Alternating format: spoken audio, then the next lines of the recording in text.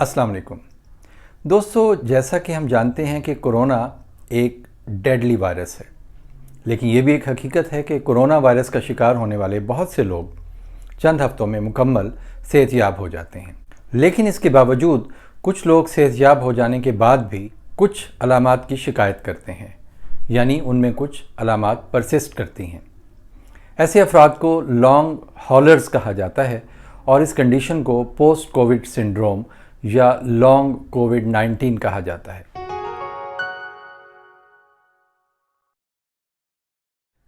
दोस्तों, बड़ी उम्र के अफराद या वो मरीज़ जिन्हें कोरोना के साथ साथ कोई और बीमारी भी थी, अमूमन ऐसे अफराद कोरोना से रिकवरी के बाद भी कुछ मसाइल से दो चार रहते हैं और इनमें कुछ अलामात हफ्तों से महीनों तक बाकी रहती हैं।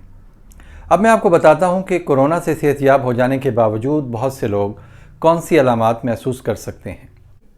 पोस्ट कोविड सिंड्रोम में बाज़ अफराद को शदीद थकावट महसूस होती रहती है। बाज़ अफराद को दिन या रात के किसी हिस्से में या चलते चलते या कोई काम करते हुए सांस फूलने की शिकायत भी हो सकती है। बाज़ अफराद को खांसी की शिकायत हो सकती है। इसके अलावा जोड़ों और हड्डियों में दर्द, पट्ठों में दर्द, सर का दर्द, आधे सर का दर्द, दिल का अचानक ज़ोर ज़ोर से धड़कना, सूंघने और जायके की हिस्स का डिस्टर्ब होना, याददाश्त पर असर, दिमाग का धुंधलापन, आँखों के आगे अंधेरा, जिस्म में शुगर लेवल अचानक कम हो जाना, नींद की कमी या बेख्वाबी, एंग्जाइटी या बेचैनी, ये सब या इनमें से कुछ अलामात रिकवरी के बाद भी ज़ाहिर होती रहती हैं। बहुत कम परसेंटेज मरीज़ों की ऐसी है जिनमें कोविड-19 से सेहतयाब होने के बावजूद दिल, फेफड़ों और दिमाग के हवाले से कुछ सीरियस कॉम्प्लिकेशंस भी डेवलप हुई हैं। कोविड-19 में एक कॉम्प्लिकेशन है जिस्म में खून के क्लॉट्स या लोथड़े जमने का अमल। अगर ये अमल जारी रहे और इसे मेडिकली ट्रीट ना किया जाए तो दिमाग को, दिल को, शरियानों को, गुर्दों को और जिगर को शदीद और मुस्तकिल नुकसान पहुंच सकता है। पोस्ट कोविड सिंड्रोम की सबसे अहम और कॉमन अलामत डिप्रेशन और एंग्जाइटी है। इसके अलावा कुछ मरीज़ों ने सेहतयाबी के बाद भी शदीद थकावट की शिकायत की है और बाज़ औक़ात वो शदीद थकावट क्रॉनिक फैटीग सिंड्रोम में कन्वर्ट हो जाती है।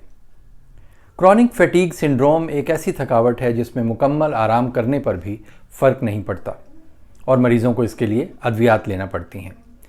चूँकि अभी कोरोना के देर पा असरात पर स्टडीज़ जारी हैं और अभी इस वायरस और इस बीमारी के हवाले से हमें बहुत सी चीज़ों का मुकम्मल तौर पर पता नहीं है, इसलिए डॉक्टर्स को चाहिए कि अपने मरीज़ों का रिकवरी के बाद भी बगौर जायज़ा लेते रहें कि इनमें किस किस्म की अलामात पैदा हो रही हैं। अगर कोई सीरियस कॉम्प्लिकेशन ना हो तो मामूली अलामात को ज़रा सी तवज्जो और एहतियात से एड्रेस किया जा सकता है। हम इन पोस्ट कोविड सिम्टम्स के लिए क्या कर सकते हैं, गौर से सुनिएगा।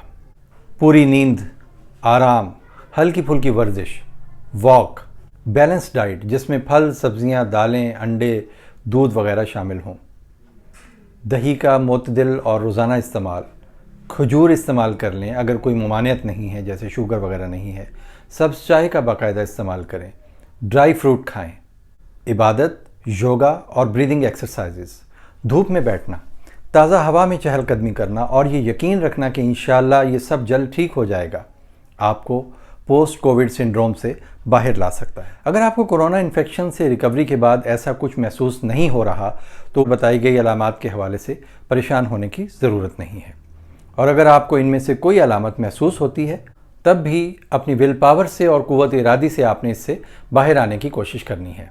सबसे पहले तो इस बात पर अल्लाह का शुक्र अदा करें कि आप उन खुश नसीबों में से हैं जिन्हें अल्लाह ने नई ज़िंदगी दी है। जहाँ ये वायरस बहुत से प्यारों को हमसे जुदा कर रहा है, वहाँ एक बहुत बड़ी तादाद सेहतयाब होने वाले मरीज़ों की भी है। इसलिए पोस्ट कोविड सिंड्रोम को मैं ये तो नहीं कहूँगा कि नज़रअंदाज कर दें, लेकिन इसकी अलामात को अपने दिल से ना लगाएं और ये ना सोचें कि आपके ये मसले कभी हल नहीं होंगे।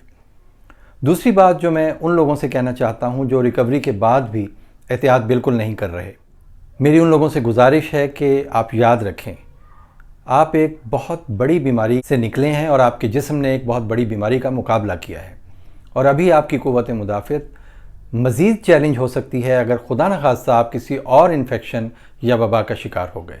इसलिए सेहतमंद लाइफस्टाइल को तर्क नहीं करना और अपना ख्याल रखना है, ख़ास तौर पर इस सर्दी के मौसम में। और दोस्तों, अगर हम अब भी सोशल डिस्टेंसिंग का ख्याल रखें ہجوم میں یا لوگوں کے اکٹھ میں نہ جائیں، ماسک کا پراپر استعمال کریں، ہاتھ دھوتے رہیں، چہرے، ناک، منہ اور آنکھوں کو نہ چھوئیں تو ہم اس وائرس کا شکار ہی نہیں ہوں گے اور نہ ہی ہم اس بیماری کو آگے پھیلانے کا باعث بنیں گے۔ اللہ تعالیٰ آپ کو ہر مصیبت، دکھ، پریشانی، بیماری اور شر سے محفوظ رکھے۔ اپنا بہت خیال رکھیے گا۔